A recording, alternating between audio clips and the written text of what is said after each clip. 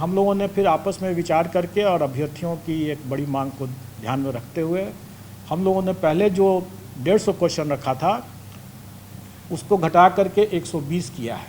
मैंने देखा कि कुछ कन्फ्यूज़न लोगों के मन में है और कुछ उस कन्फ्यूज़न के कारण से जो गलत समाचार लोगों के बीच में जा रहा है। पहली बात कि कल जो हमारी बैठक हुई वो बिल्कुल ही सार्थक बैठक हुई और उसमें सभी बिंदुओं पर चर्चाएं हुई। और एक और जो गलतफहमी है लोगों के मन में कि विभाग और आयोग के बीच में मतांतर है, न ऐसा कोई मतांतर पहले था और न ऐसा कोई मतांतर कल था और न ही ऐसा कोई मतांतर अभी है। दोनों का कार्यक्षेत्र अलग अलग है और हम लोग अपने अपने कार्यक्षेत्र के अनुरूप में कार्य करते हैं, इसमें कहीं कोई मतांतर नहीं है। तो इस परिप्रेक्ष्य में हम लोगों ने महसूस किया कि आप लोगों को कुछ फैक्चुअल बातें, तथ्यात्मक जानकारी कुछ दे दी जाए ताकि अनावश्यक जो संशय और अनावश्यक कन्फ्यूज़न जो हो रहा है लोगों के मन में वो दूर हो सके। पहली बात कि सारे मुद्दों पर डिस्कशन हो चुका है और ये कुछ मुद्दे ऐसे थे जिसका निर्णय विभाग को ही करना था और ये मुद्दे जो हैं वो तमाम इस दौरान अभ्यर्थियों के द्वारा ही उठाए गए हैं और उन्हीं सब बिंदुओं पर विभाग को निर्णय लेना था और इसी कारण से उसमें विलम्ब भी हुआ। जो पिछली बैठक में हम लोगों ने प्रेस कॉन्फ्रेंस में बताया था कि हम लोग इसको जल्दी निकाल देंगे, लेकिन उसके बाद अभ्यर्थियों के तरफ से ही कई तरह की बातें आ रही थी, मांग आ रही थी। उसमें एक बहुत महत्वपूर्ण मांग ये था कि जो अपीयरिंग कैंडिडेट्स हैं, खास करके प्रशिक्षण डीएलएड का जैसे है, उसके लोगों की मांग थी कि हमको भी मौका मिले। हर लोगों को अपने अलग अलग कारणों से लोगों की मांगें हो रही थी, तो इन सभी मांगों पर विभाग को ही विचार करके देना था और विभाग ने विचार भी किया है और उसके बाद उन सब बिंदुओं को आयोग को स्पष्ट भी किया गया है और उसके आलोक में आयोग ने अपना विज्ञापन का प्रारूप तैयार कर लिया है और अधिक से अधिक कल तक जो है ये हम लोग प्रेस में भेज देंगे। उसके बाद वो हो सकता है आज भी चला जाए, हो सकता है कल चला जाए, लेकिन ये इस महीने के अंत में तो आप निश्चित रूप से मान के चलें कि 1 जून का जब सुबह में आप लोग देखेंगे तो जरूर उस समय तक आप लोगों को जानकारी रहेगी। कुछ बातों का मैं खुलासा कर दूं कि जो परिवर्तन जो कुछ हुए हैं, कुछ अभ्यर्थियों की मांग को देखते हुए, वो मैं कुछ चीज़ों की जानकारी दे देता हूं। एक की जो सिलेबस के संबंध में जो बार बार लोगों की चर्चा होती रही है कि सिलेबस का विस्तार किया जाए, तो सिलेबस का विस्तार करने की कोई आवश्यकता नहीं है, लेकिन एक चीज़ हम लोगों ने ज़रूर स्पष्ट आउट कर दिया है कि प्राथमिक विद्यालय के अध्यापकों के लिए जो सिलेबस है वो वही सिलेबस है जो हमारा फंडामेंटली हम लोग कह रहे हैं कि जो पढ़ाते हैं वही सिलेबस हुआ, जो बच्चों का जो सिलेबस है वही सिलेबस है। और उसी को हम और स्पष्ट कर दें कि प्राथमिक विद्यालय के लिए जो SCERT का जो सिलेबस है के हिसाब से जो सिलेबस है वही राज्य सरकार का सिलेबस है, वही राज्य के विद्यालयों में लागू है और वही इस तरह के अध्यापकों के लिए, अभ्यर्थियों के लिए वो सिलेबस होगा प्राथमिक विद्यालय के लिए।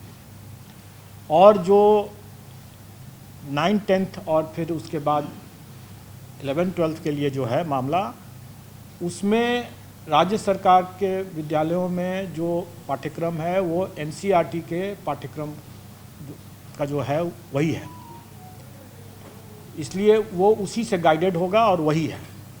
इसलिए अगर किसी भी अभ्यर्थी को सिलेबस विस्तार से अगर समझने की ज़रूरत है तो वो बस उन्हीं को देख लेंगे तो उनके वो जिज्ञासा पूर्ण हो जाएगी। दूसरा जो लोगों की एक मांग रही है कि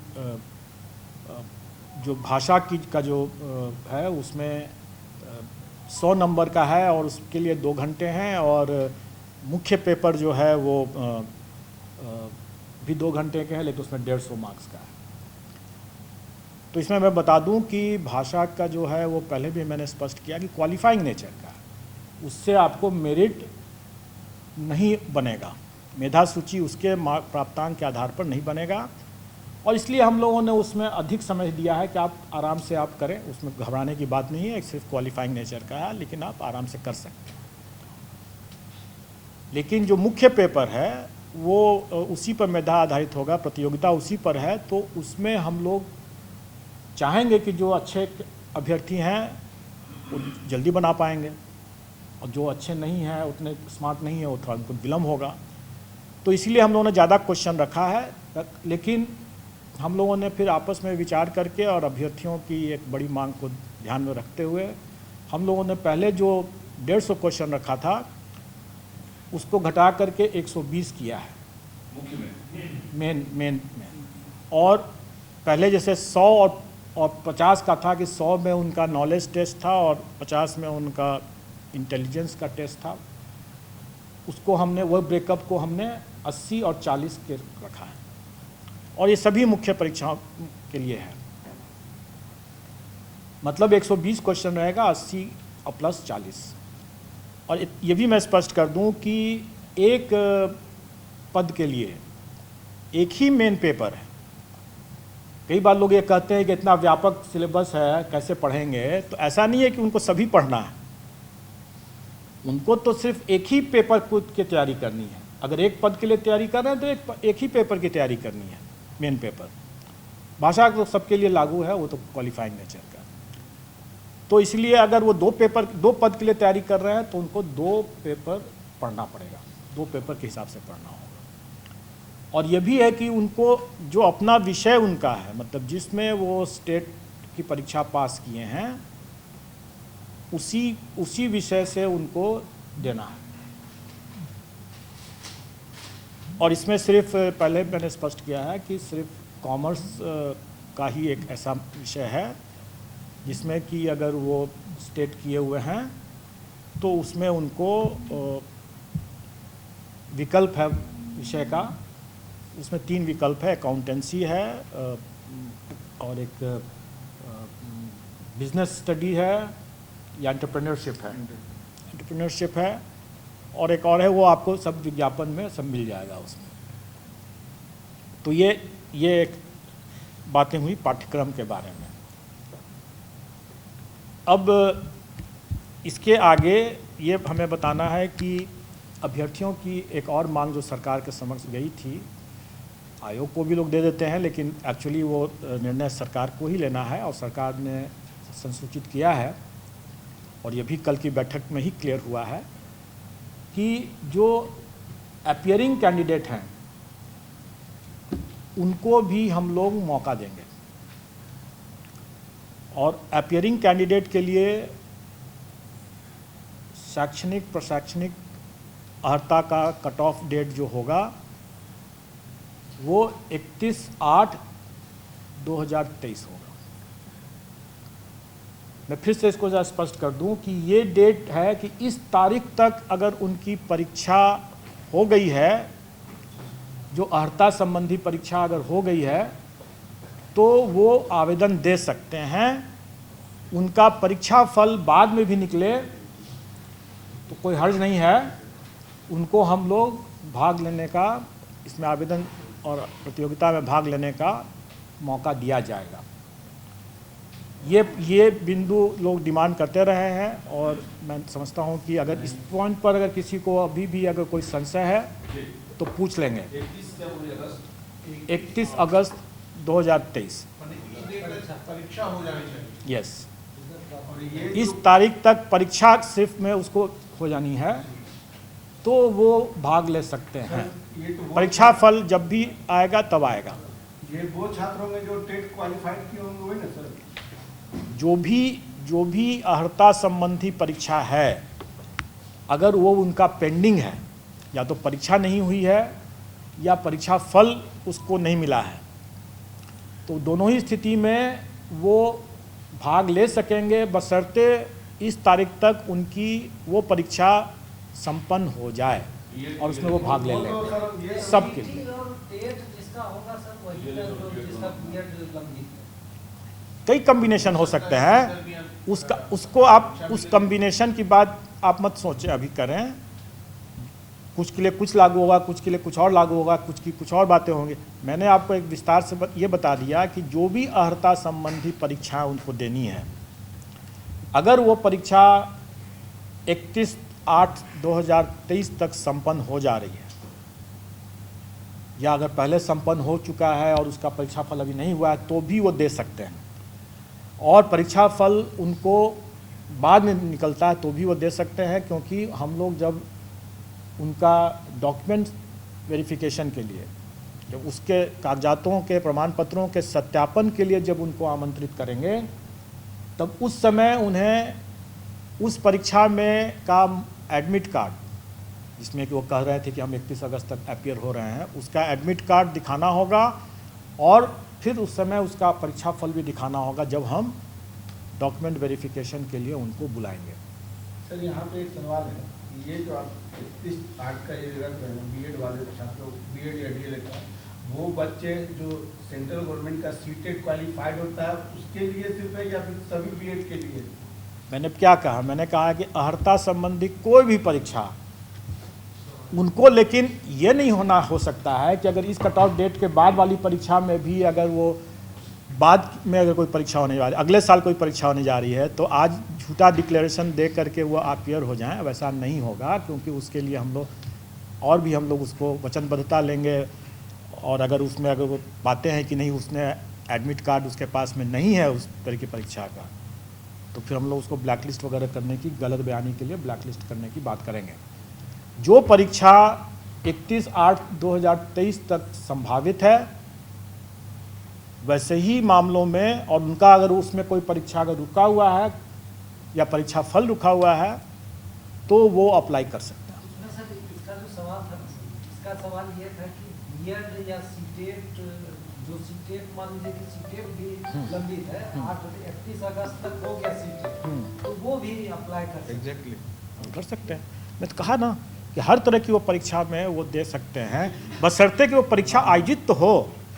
अगर मान लीजिए उसने अभी तक न सीटेट किया है, न बीटेट किया है, न एसटीईटी किया है और न ही ग्रेजुएशन किया है, और फिर भी वो आकर के कह रहा है कि हमको संभावित है सारी परीक्षाएं एक साथ हो, इसी बीच में तो अगर वो अगर हो जाता है सो फॉर सो गुड, उसका लक।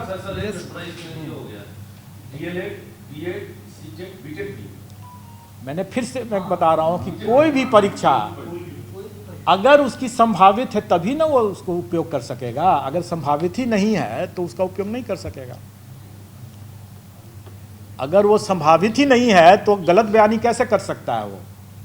अब ये कहेंगे कि अगले साल वो परीक्षा होने वाली है तो उसका दावा आज ही कर लें, वो गलत बात हो जाएगी और वो दावा नहीं कर सकेंगे, और वैसा अगर गलत करते हैं तो फिर वो अपना चांस गंवाएंगे ही नहीं बल्कि आगे के लिए डिबार भी हो जाएंगे। ये एक छूट है, उनको ये छूट दिया गया है कि वैसे कैंडिडेट जो कि वाकई में इसका लाभ लेने के लिए योग्य होंगे, मतलब कि उनकी परीक्षा, जैसे बहुत सी परीक्षा अभी जान रहा हूँ कि जैसे बीएड की परीक्षा है, अभी बीएड पटना यूनिवर्सिटी से भी कल हम लोगों ने चर्चा किया कि बीएड की परीक्षा अभी हो गई है शायद, और उसका परीक्षाफल अभी घोषित नहीं हुआ है। तो स्वाभाविक है कि ये परीक्षाफल बाद में घोषित अगर होता भी है, चाहे 15 दिन में हो, 1 महीना में हो, 2 महीना में, जब भी हो, हम उनको मौका देंगे, क्योंकि परीक्षा हो गई है संपन्न। तो परीक्षाफल निकलने में अगर विलम्ब भी अगर होता है तो उसके लिए हम उसको डिबार नहीं करेंगे, उसके लिए हम वंचित नहीं करेंगे, हम उनको मौका देंगे। तो ये कट ऑफ डेट की बात हो गई। अब मेरा एक लोगों से ये अनुरोध है कि बहुत बार लोग गलत अटकलबाजी के आधार पर लोग जो समाचार डाल देते हैं उससे थोड़ा परहेज करें। और एक बड़ा एक मामला एक आ रहा है जिसमें लोग ये प्रचारित कर रहे हैं कि जब आयोग आज तक मात्र साल में या इतने वर्षों में कुछ ही हजार नियुक्तियां जब कर पाई हैं, तो यह आयोग 1,70,000 नियुक्ति करने में 5 वर्ष से 10 वर्ष और कुछ कितने वर्ष लगाएंगे लोग। अब मैं ये कहूँ कि अगर हम कंबाइंड सिविल सर्विसेज में करीब 6 लाख अभ्यर्थी भाग लेते हैं और फाइनली सिलेक्शन जो होता है वो 800, 900, कभी 300 इस तरह से होता है, तो क्या बाकी अभ्यर्थियों का हम मेरिट लिस्ट नहीं बनाते हैं? उनके कॉपीज़ का या OMR शीट का हम इवैल्यूएशन नहीं करते हैं? हम तो करते ही हैं। हमको अगर 6 लाख लोगों का अगर परीक्षा देगा तो सभी 6 लाख लोगों का हमको OMR शीट का इवैल्यूएशन तो करना ही है। अब वैकेंसी जितना रहेगा हम उतना पास ऑन कर देंगे। हम तो सभी 6 लाख का करते ही हैं ना, उसके लिए हम 5 साल तो नहीं लेते हैं। तो इस तरह का जो गलत बयानी जो लोग कर रहे हैं, लोगों को गुमराह कर रहे हैं। और अगर उसमें अगर आप लोग भी अगर वैसा साथ देते हैं तो आप लोग भी उसके हाथ की कठपुतली बनते हैं। तो आप समझ लें कि हास्यास्पद स्थिति है कि नहीं है। क्या वो, इससे तो यही पता चलता है कि ऐसे बोलने वाले लोग और ऐसे कुतर्क देने वाले लोग जो हैं वो पब्लिक को क्या समझते हैं, महाबेवकूफ़ समझते हैं।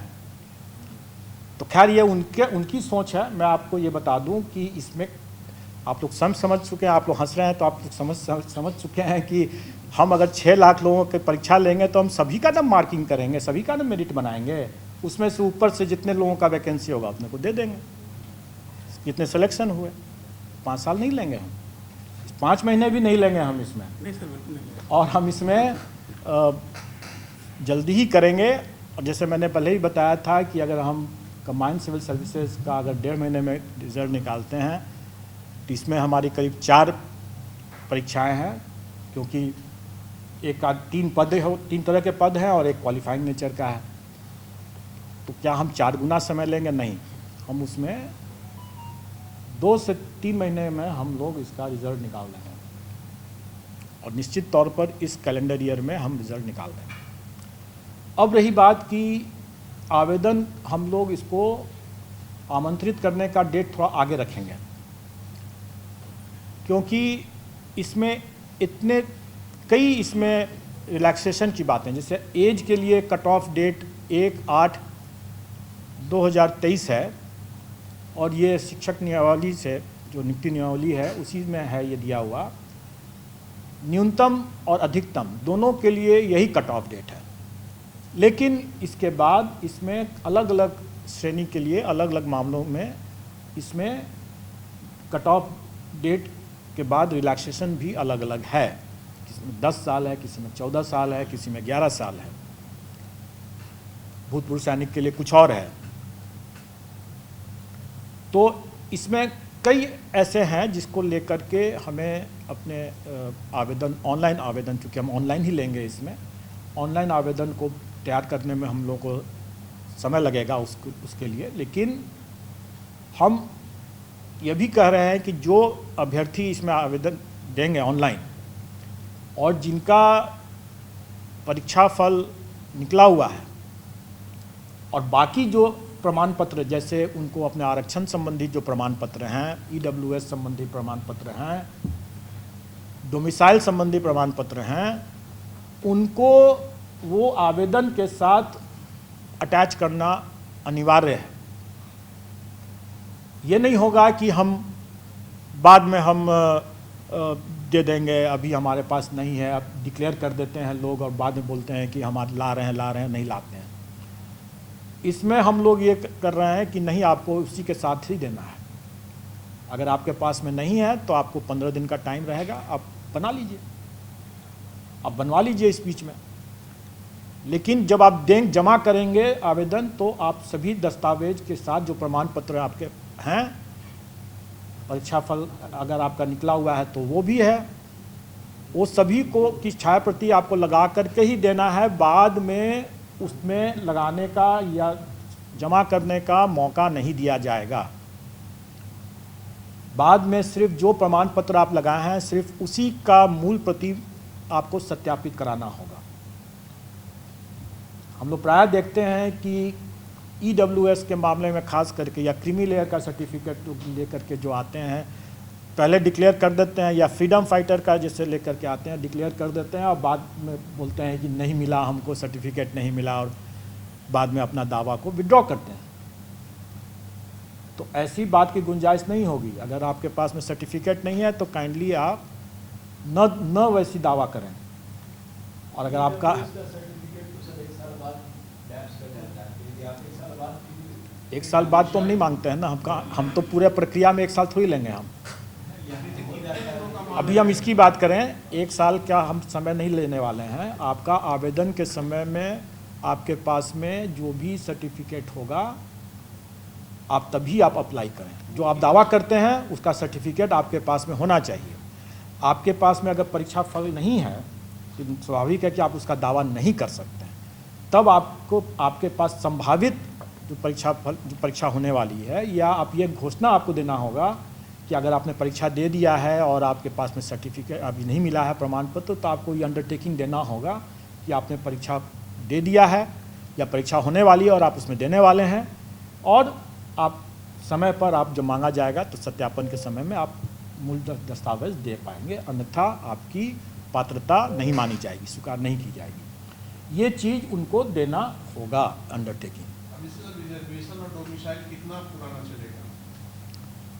देखिए, रिजर्वेशन की बात जो है, आरक्षण तो अगर EWS का जैसे उन्होंने कही दिया कि 1 साल का है, लेकिन अगर दूसरे जो वर्टिकल रिजर्वेशन जिसे कहते हैं जाति आधारित जो आरक्षण है, उसमें मैं समझता हूँ कि डेट का तो कोई है या NCLC जो क्रीमी लेयर का अलग रहेगा, जो क्रीमी लेयर रहता है वो करंट होना चाहिए, और ये जो EWS का बोले हैं वो फाइनेंशियल ईयर के लिए, जैसे ये फाइनेंशियल ईयर में अप्लाई आ रहे हैं पहले इसको कर लीजिए। फाइनेंशियल ईयर का उसमें रहता है, तो जिस ईयर में आप अप्लाई कर रहे हैं उसका तो होना ही चाहिए। ये दोनों चीज़ है, लेकिन मान लीजिए अगर रिजर्व कैटेगरी में SC ST के हैं, SC के लिए कोई बार नहीं है। SC के लिए एक बार है कि उसके साथ रेसिडेंशियल जरूरी है। EWS वाले में सर जैसे वो देंगे तो 2023-24 का देंगे ना, 22-23 का देंगे, 22-23 का देंगे। OBC ABC का क्या होगा? उसका करंट होना चाहिए, करंट होना चाहिए। और इसके लिए हम लोग मौका दे रहे हैं, और इसीलिए हम कह रहे हैं कि आपको विज्ञापन निकाल रहे हैं, विज्ञापन में आप पढ़ लें सब लोग अपना, और जिनको जो जो प्रमाण पत्र नहीं है उनके पास में, तो ये इस दरमियान वो इकट्ठा कर लें अपना। और इसीलिए हम उन लोगों को टाइम भी दे रहे हैं, और इस बीच में मेरा ऑनलाइन सिस्टम भी तैयार हो जाएगा, तो वो हम बताएंगे आपको। हम मान के चलते हैं कि हम लोग करीब 2 सप्ताह का टाइम उनको दे सकते हैं, और भी उसके बाद आवेदन जमा करने में भी उनको कुछ टाइम मिलेगा, तो 2 से 3 सप्ताह का हम लोग आवेदन जमा करने का भी समय देंगे। कहने का यह मतलब है कि वो भी अपना कमर कस करके तैयारी भी करें, पढ़ाई भी करें, और अपने जितने प्रमाण पत्र हैं उसकी व्यवस्था भी कर लें, ताकि जब वो अप्लाई करें तो उनके पास में सभी डॉक्यूमेंट रहे उस समय, बाद में दौड़ धूप करने की ज़रूरत न पड़े उनको, अब बाद में वो कठिनाई ना हो।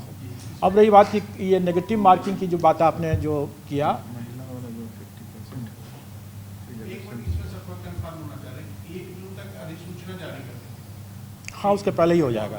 और रजिस्ट्रेशन जो है इसके 2 सप्ताह के बाद 15 जून हम ऑनलाइन देखिए, रजिस्ट्रेशन और आवेदन हम लोग पहले जो अलग अलग तिथि पर करते थे, वो हम लोग अलग अलग तिथि पर नहीं करेंगे, एक ही साथ करेंगे। तो ये 15 जून हाँ उसके आसपास से हो जाएगा। तब तक लोग भी अपनी तैयारी कर लें, हम भी अपनी तैयारी करेंगे, और अभ्यर्थी भी अपनी तैयारी कर लें, और प्रमाण पत्र सब इकट्ठा कर लें। अब रही बात कि एक और पॉइंट है आरक्षण से ही संबंधित, कि नियमावली में ही दिया हुआ है कि महिलाओं के लिए जो प्राथमिक विद्यालय के लिए मामले में प्राइमरी स्कूल में वो 50% आरक्षण है महिलाओं के लिए।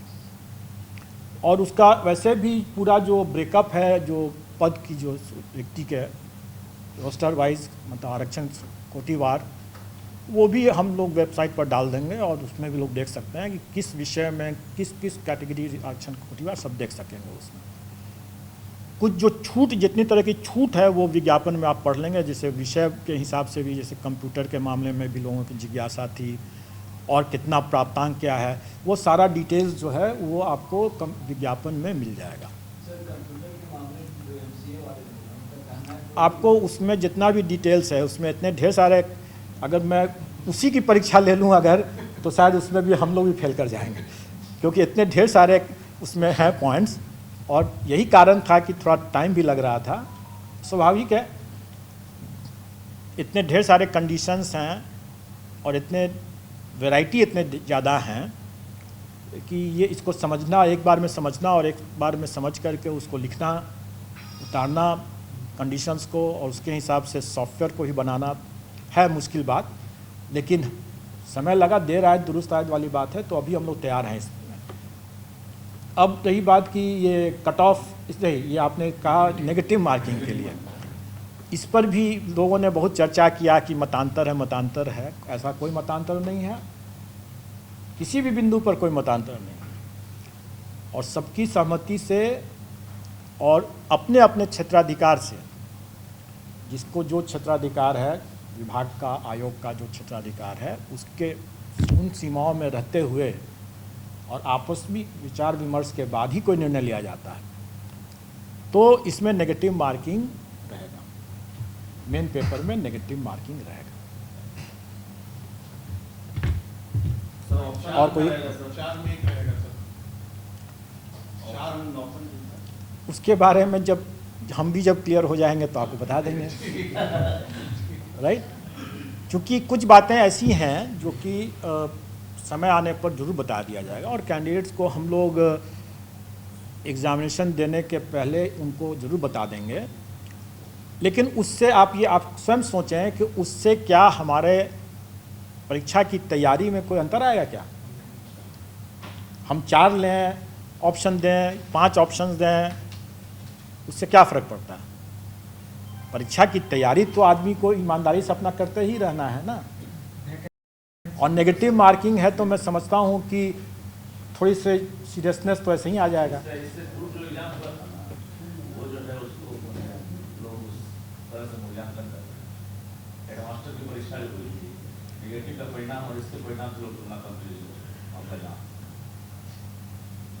आम को अमरूद के साथ मत तुलना करें।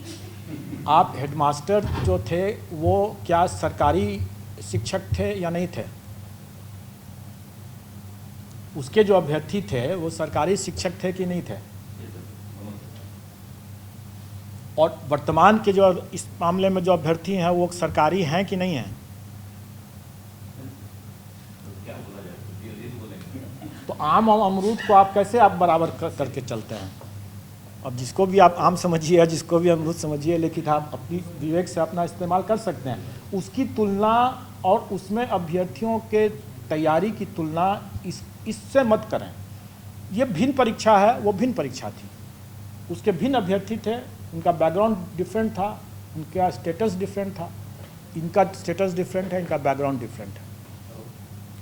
ठीक है। इसमें सर तो दोनों तो एक ही साथ जैसे नियोजित शिक्षक है और जो तरह अभ्यर्थी है, दोनों को, लेकिन सरकारी कोई नहीं है अभी। सर एक प्रश्न था सर, ये केवल सर बिहार के लोगों के लिए ही है? यस। तो सर जो नियोजित में सर दूसरे राज्य के हैं उनका क्या होगा, वो परीक्षा में बैठ सकते हैं कि नहीं? ये नियमावली में आपको सरकार से ही पूछना चाहिए, क्योंकि नियमावली के बारे में कोई भी बातें जो हैं कि उनका क्या होगा, नहीं होगा, क्या नहीं होगा, इसके बारे में हमारा अधिकार क्षेत्र नहीं है बताने के लिए। हम सिर्फ नहीं कह सकते हैं कि नियमावली में जो प्रावधान दिया हुआ है उसमें भारत का नागरिक और बिहार का स्थायी निवासी होना चाहिए, वही परीक्षा में सम्मिलित हो सकता है। एक 70 वाला में नियोजित अपने सीट पर रहेंगे, अभ्यर्थी की सीट पर कुछ अलग सर क्वालिफाइंग का भी बात चल रहा था सर, नियोजित को लेकर सर। मैं नहीं जानता हूँ, और फिर मैं कहूँगा कि अटकलबाजी पर कोई न्यूज़ न चलाएं। सबसे अच्छी बात होगी कि जो विषय सरकार से संबंधित है वो सरकार से पूछें। जो विषय, हमें तो 1,70,000 समथिंग का हमें जो अधियाचना प्राप्त हुई है, हम उसके आलोक में अपनी बात बता रहे हैं। अब ये उसमें नियोजित शिक्षक का पद है नहीं है, उसको क्या किया गया है, इसके बारे में तो आप सरकार ही बता सकती है, हम नहीं जानते हैं और हमें जानना भी नहीं है। जाति प्रमाण के साथ साथ आवासीय भी जरूरी होगा, स्वाभाविक है। अगर हमें स्थायी निवासी लेना है बिहार का, तो हमको उसका आवासीय जो है प्रमाण पत्र की आवश्यकता पड़ती ही है और पड़ेगी। अब जैसे कोई व्यक्ति